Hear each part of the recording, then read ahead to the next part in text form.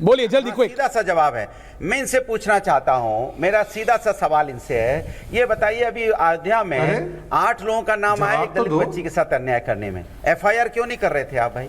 क्या दिक्कत थी आपको? क्योंकि दलित बच्ची थी इसलिए एफआईआर नहीं करेंगे आप, इसलिए उस पर नहीं उसके एफआईआर को जब हम आवाज उठाएंगे तब एफआईआर होगी। या जिस तरह से दलित बच्ची को हाथरस में जिस बच्ची के साथ अन्याय हुआ था, जिम्मेदार कौन था जरा बताएंगे आप? कोई था जिम्मेदार? तो कोई था ना। जिस तरह से अन्याय हुआ बीएचयू की घटना में, कौन है जिम्मेदार बताइए आप? और आपके एक विधायक जो अभी जेल में गए हैं, जो भारतीय जनता पार्टी के विधायक थे, उनके ऊपर जब आरोप लगा था, कौन है जिम्मेदार? सवाल ये उठता है, मैं आपके भारतीय जनता पार्टी लगातार भारतीय जनता पार्टी की सरकार में दलितों पे अन्याय हो रहा है, दलित की बच्चियों के साथ अन्याय हो रहा है, सरकार आपकी है, न्याय आपको दिलाना है, आप न्याय नहीं दिला पा रहे हैं, सुरक्षा नहीं दिला पा रहे हैं। दीपक जी आ रहा हूं, वेट करना पड़ रहा है, आप उनका सम्मान नहीं बचा पा रहे हैं। Kanchana ji okay Shahzad no please, thank you. Anurag ji please, no please देखिए ये दोनों भाइयों का, ये जो दोनों भाई मिलके मतलब ढोलक बजाने में लग जाते हैं, बाकी क्या चलेगा? प्लीज कंचना, नहीं बहन को भी मौका दीजिए। कंचना जी, अरे भाई बहन, कंचना जी एक तो नाराज हो गया, अब डिबेट बीच में छोड़ जाती है। Thank you Kanchana ji. 3 people on it। Sajjad ji बहन का आवाज नहीं दबाते हैं, सुन लीजिए बहन को भी प्रेम से, और थोड़ा सा आपको सुनाना भी चाहती हूँ मैं। और आप तो खबरों से वाकिफ रहते हैं सजाद जी, आप तो खबरों से वाकिफ रहते हैं। आज ही सुप्रीम कोर्ट में एक सुनवाई थी, आरजेडी ने जो पिटीशन डाला था 65% बढ़े हुए आरक्षण को लेकर, जिसको आपने रुकवा दिया, जिसको आप चाहते ही नहीं कि लागू हो, उसी को लेकर एक सुनवाई थी। और सर इतना ही नहीं, झारखंड असेंबली ने 14% से 27% आरक्षण बढ़ाकर जो ओबीसी का किया था, गवर्नमेंट के माध्यम से आपने उसको लागू नहीं होने दिया।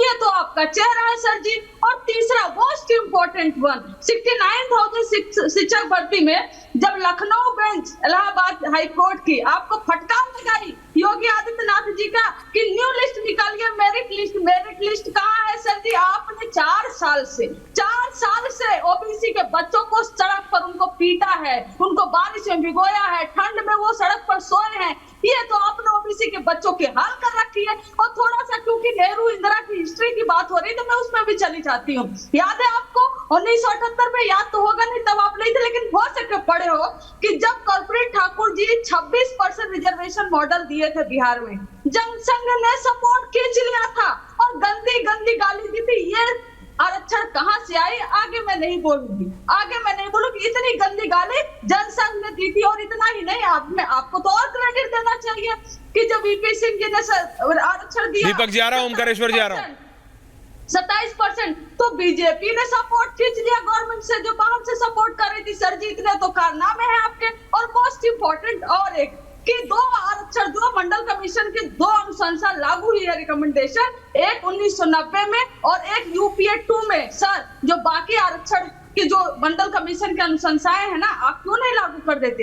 और जामिया, और मैं एमओपी तो जरूर बोलूंगी, और उसमें मैं एक और ऐड करना चाहूंगी, नेशनल जो ट्राइबल यूनिवर्सिटी अमरकंटक में बना है यूपीए 2 की सरकार में। सर एक आध 2 यूनिवर्सिटी आप भी बना देते, जामिया जैसे, जेएनयू जैसे, एएमयू जैसे, अमरकंटक यूनिवर्सिटी जैसे। आपने तो कुछ बनाया नहीं है, तो कम से कम आप ही आरक्षण, हम तो मांग ही कर रहे हैं, दीपक दादा को भी लाइए, मांग कर रहे हैं।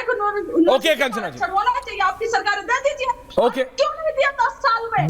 Shahzad counter and then Deepak ji and Omkareshwar ji. Okay Shahzad counter. देखिए सबसे पहले तो मेरी बहन को ये पता होना चाहिए कि जिस रेट पे इस देश में आज यूनिवर्सिटी बन रहे हैं, हर 2 हफ्ते में एक नई यूनिवर्सिटी बन रही है।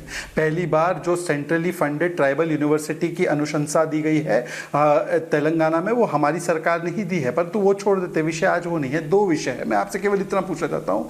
आपने कर्पूरी ठाकुर जी के विषय में बोला, उनको भारत रत्न तो हमने दिया, आप कोट करके बताइए कि जनसंघ के किस व्यक्ति ने क्या गाली दी। मैं आपको कोट करके बता रहा हूँ कि आरक्षण के विषय में बुद्धों को मिल जाएगा, ये राजीव गांधी का कोटेड इंटरव्यू है, कोटेड स्टेटमेंट एंड लेटर है नेहरू जी का, कि किस प्रकार से उन्होंने बोला कि 2nd क्लास को मिल जाएगा। पर तीसरी बात मैं पूछना चाहता हूं आपसे केवल एक ही चीज, देखिए कैसा एम फैक्टर आ जाता है तो एम से मौन हो जाते हैं। मैंने एक स्पेसिफिक सवाल पूछा कि ओबीसी कोटे में से काट कर देना, 77 कास्ट वेस्ट बंगाल में आइडेंटिफाई होती है ओबीसी की, 75 मुस्लिम।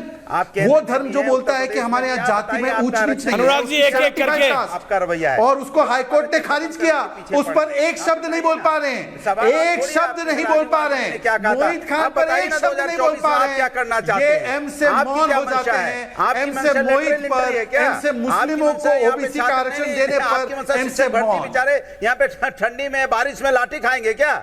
ओबीसी के नहीं, ओबीसी कोटा के लिए लाठी खाते रहेंगे क्या? अरे आप भाई, अपना बताइए ना, 2024 में आरक्षण दिया गया है, आप चले जाते हो 1980, 85, 90 देखिए मुझे लगा कि भाई बोलूंगा तो कम से कम भाई जैसा व्यवहार करेंगे, क्यों आपने लेटर पर अनुराग जी रहे वही चाहता हूं जो आप तक आप लेटर एंट्री से भर्ती कर रहे थे। ऐश्वर्या जी मेरा बहुत स्पेसिफिक, हम जनता की आवाज है, जनता की सवाल पूछ रहे हैं जी। आप चले जाते पीछे 80 में, आप जनता की आवाज है या आप गुंडों की आवाज है वो तो समझ में आ गया है। आप जनता की आवाज है या गुंडों की आवाज है वो समझ में आ चुका है। हर रोज एक पकड़ा जाता है समाजवादी, प्लीज रिलैक्स, एक लाल टोपी के काले कारनामे। प्लीज रिलैक्स, ये आप लोग पर्सनल कर लीजिएगा। Deepak ji and Omkareshwar ji, Shahzad I come back to, Shahzad I come back. नहीं कर रहा हूं, मैंने पर्सनल किया भी नहीं। नहीं, एक वाक्य, केवल एक वाक्य, बोलिए बोलिए केवल एक वाक्य बोलिए, रत्नाकर जी आ रहा हूं। ओनली वन, बोलिए बोलिए, एक वाक्य बिना हस्तक्षेप के, बिना कोई हस्तक्षेप, बिना। अरे भाई अनुराग दादा, क्या हो गया इनको? मैं कंचना जी से, एमयू के मुकाबले ओके, कंचना जी से, शहजाद एंड कंचना ऑनर, दीपक दादा आ रहा हूं, जस्ट जनता तक 30 more seconds. Thank you. Two people, एक वाक्य, हाँ बस एक वाक्य। Kanchana ji, High Court of West Bengal ने बोला कि 75 कास्ट मुस्लिमों की जोड़ना 77 में ये वोट बैंक के लिए किया गया, ये ओबीसी के साथ अन्याय था। आप टीएमसी से रिश्ता कब तोड़ोगे अगर आप ओबीसी के प्रति कटिबद्ध है? आप ओबीसी प्रधानमंत्री को गालियां बकते हैं, हर रोज बकते हैं, ठीक है बकिए, पर एक ममता बनर्जी अगर मुस्लिमों की 75 जातियां जोड़ दे तो उस पर कंचना यादव जी मौन, हाईकोर्ट के आदेश के बाद।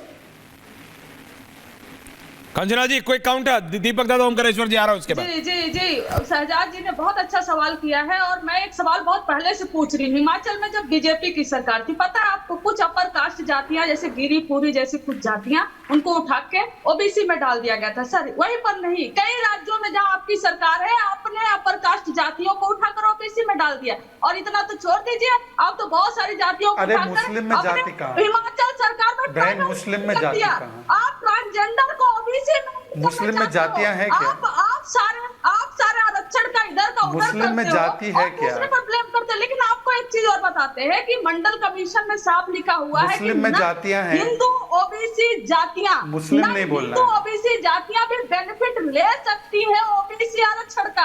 आप तो मंडल कमीशन पढ़कर आया करिए सर जी, ये है पढ़े नहीं है, बहुत कमजोर हो। हिंदुओं का आरक्षण छीन कर कहीं वोट बैंक में पढ़ के आइए कि नन हिंदू ओबीसी जातियां, वो क्रिश्चियन में हो, मुसलमानों में हो, देखो हिंदुओं का आरक्षण छीना जा रहा है। रह सकती है। आप अपने एजेंडे पे चलते रहिए, प्रोपेगेंडा पे चलते रहिए। हकीकत ये है कि Deepak Chaurasia, Omkareshwar Pandey, can I have both of the senior journalist on air?